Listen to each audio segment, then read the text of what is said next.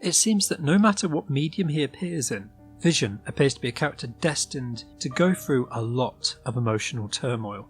Whilst the Marvel Cinematic Universe teased for years a bubbling, behind-the-scenes romance between the android and Scarlet Witch, culminating in the streamed TV show WandaVision in 2021, the cinematic universe is almost half a century behind the character's comic origins, where not only did the Vision enjoy a successful romance with the Scarlet Witch, they married, had 2 children, lost those children and then divorced. Events leading up to decades of trauma, not just for the individual characters, but the entire Marvel comic world as a whole.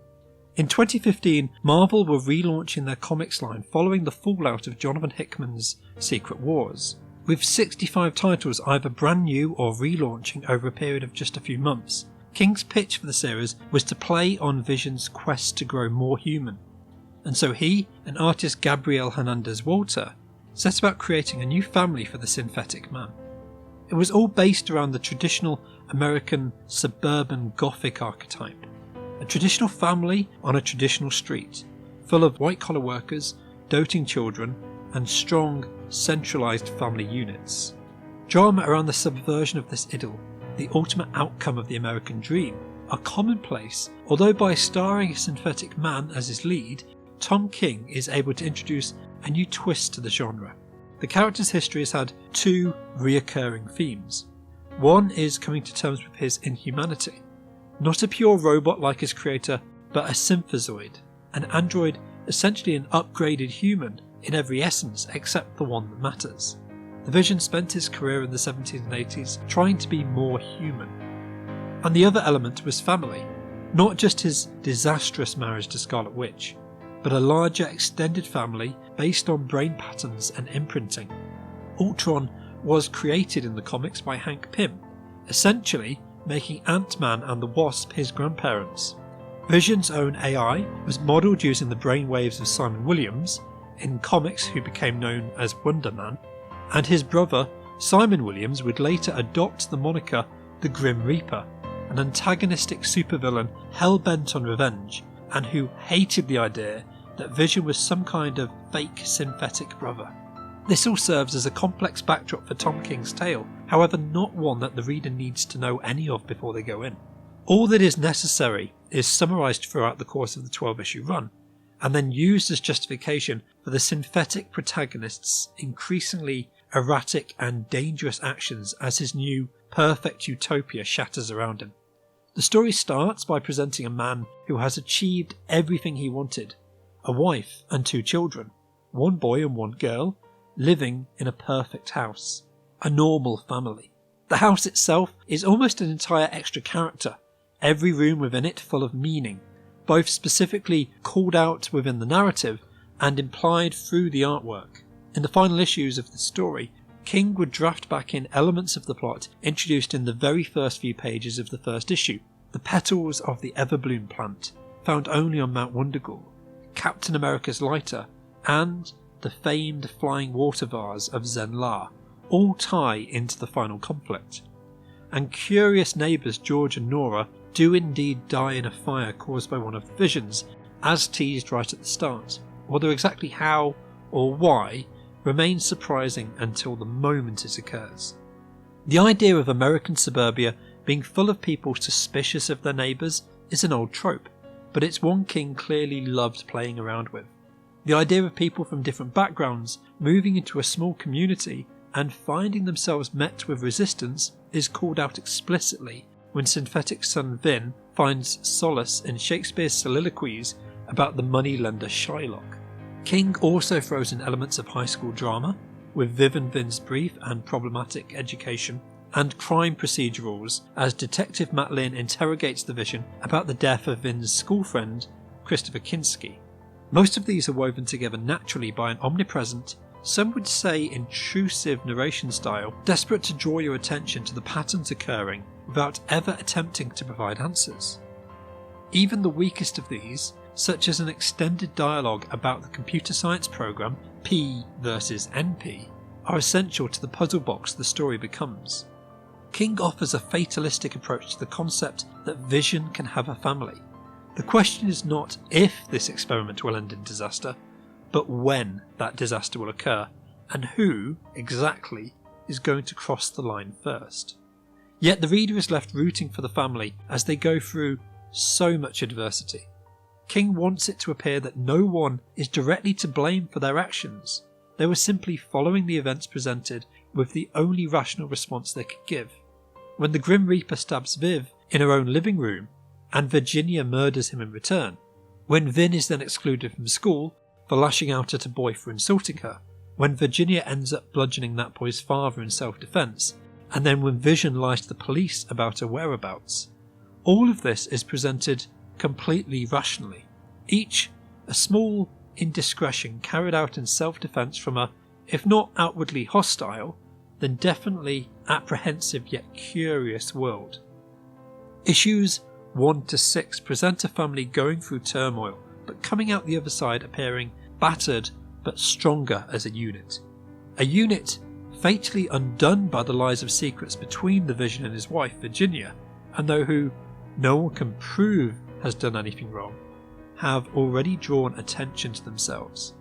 The story then breaks at issue 7 to present a bit of the Vision's history, to draw parallels to his previous failed marriage and provide all of the context around how the Scarlet Witch will continue to play a role in his life going forwards. By the end of the 7th issue, all of the elements are in place for a massive confrontation between the Vision and the Avengers, save for one final character, the man who will ultimately pull the trigger and end the experiment permanently. Yet even Victor Match's aggressive actions are presented merely as a consequence of his own existence. It's not that King's fatalistic approach denies choice. Matcher had a choice, and his actions present a man determinedly running away from another fate he does not want, and towards this one that will turn his own brother against him. Vision is presented as a force of nature, simultaneously a threat to the world held back only by love, but also a tempest that was only stirred to wrath by that very same emotion. Whilst issues 1 to 6 showed that the real world was prejudiced and suspicious of his inhuman origins and bewildered by his attempts to create a normal family, the final half shows that the Avengers themselves are secretly no better. Virginia Vision turns out to be the star of this miniseries, an impressive feat given that for almost half of it, the Synthozoid woman is suffering severe glitches brought on by the emotional terror. I cannot work out whether her actions at the end are her breaking free of her programming and providing the one solution that will ensure the remaining components of her family have a chance to survive, or if it is her remaining true and echoing the thoughts and actions of her predecessor, the Scarlet Witch. Gabrielle Walter conveys so much emotion out of their dynamic faces that often words are not necessary, just a picture of a disgruntled mum trying to come to terms with a world around her that refuses to leave her family alone. A family that, though she loves dearly, she never truly understood.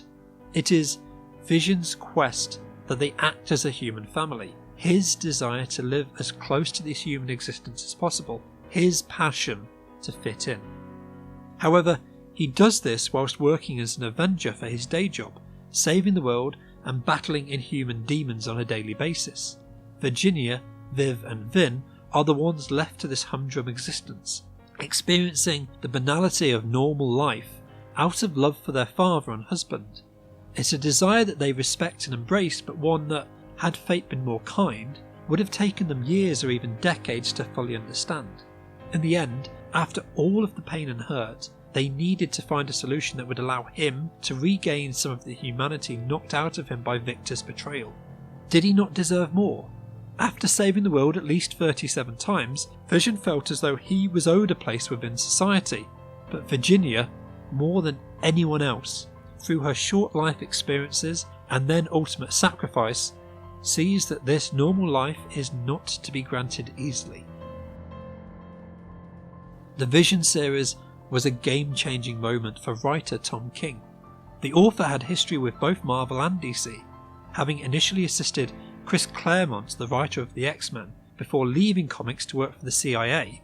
He had returned to writing both as a solo author, running the Omega Men series, and co-writer of Grayson for DC Comics.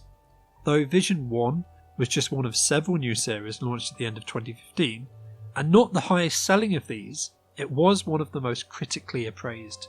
It drew attention to the writer, in his words, causing a re-review of all of his prior work, which was now cast in a much more positive light, and that positive momentum landed him the position of DC's main Batman writer, with an exclusive contract for the rival publisher.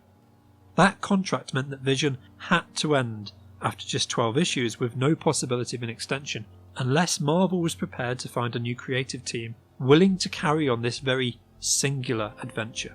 A follow-up third volume of the Vision miniseries, a direct sequel written by Mockingbird writer Chelsea Cain, was announced in late 2018, previewed widely, and over 3 issues finished inking, but eventually cancelled before it ever reached print.